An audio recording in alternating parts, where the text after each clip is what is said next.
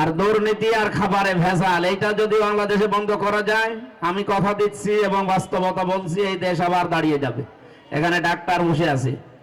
আমাদের শরীরগুলো নষ্ট হওয়ার পেছনে সবচাইতে বড় খাদ্যে ভেজাল, এই যে ঔষধ, ফরমালিন যাই বলেন, এগুলো দিয়েই শরীরটা নষ্ট হয়। এরপরে ঔষধ কোম্পানি যারা আছে, দেশি বিদেশি যে সিন্ডিকেট গুলো আছে, তারা ঔষধের দাম বাড়িয়ে আমাদের কাছে ঔষধ বিক্রি করে। কালকে হাসপাতালে গিয়েছিলাম, কুকুরে কামড় দিলে যে ইঞ্জেকশন বিক্রি হয়, এর দাম 450 টাকা, দাম যদিও 70 টাকা। এখন তারা 3 দিন আগেও 450 টাকায় বিক্রি করেছে, 3 দিন পরে এখন তার দাম হয়ে গেছে 850।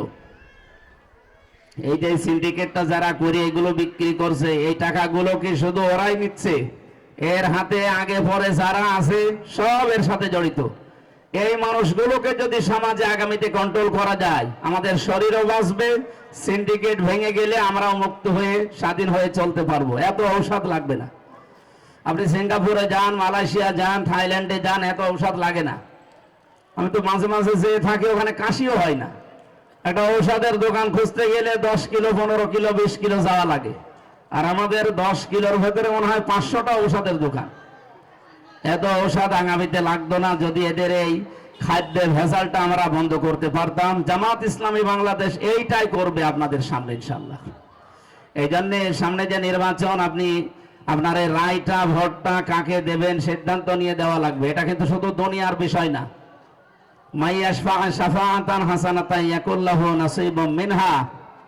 এই পৃথিবীতে কোন মানুষ যদি ভালো কাজে সুপারিশ করে, সাহায্য করে, সহযোগিতা করে, রায় দেয়, ভোট দেয়, সমর্থন জানায়, ও আপনার রায় পেয়ে যত ভালো ভালো কাজ করবে আপনি তার একটা অংশ পাবেন। ও যদি কোনো অন্যায় কাজ করে, আপনার রায় পেয়ে, ক্ষমতা পেয়ে, ও যত অন্যায় কাজে আঞ্জাম দেবে একটা একটা করে অংশ পাবেন। আর আল্লাহ প্রত্যেকটা বিষয় সংরক্ষণ করে রাখেন। সুতরাং আমাদের উচিত হবে আমরা এমন কোন মানুষকে রায় দেব না যারা রায় পেয়ে মদের লাইসেন্স দেবে, যারা রায় পেয়ে জেনার লাইসেন্স দেবে, যারা রায় পেয়ে সুদের লাইসেন্স দেবে। এগুলো করলে ওরা তো গুনাহগার হবেই, আর ওগুলো করবে ওরা।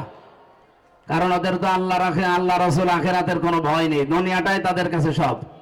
সুতরাং আমরা চাচ্ছি আপনাদের বাঁচাতে, আপনারা নিজেরা যেন এই অপরাধীদেরকে সাহায্য করে নিজেদের অপরাধের পাল্লা ভারী করবেন না। আশা করছি আমার কথা বোঝা গেছে।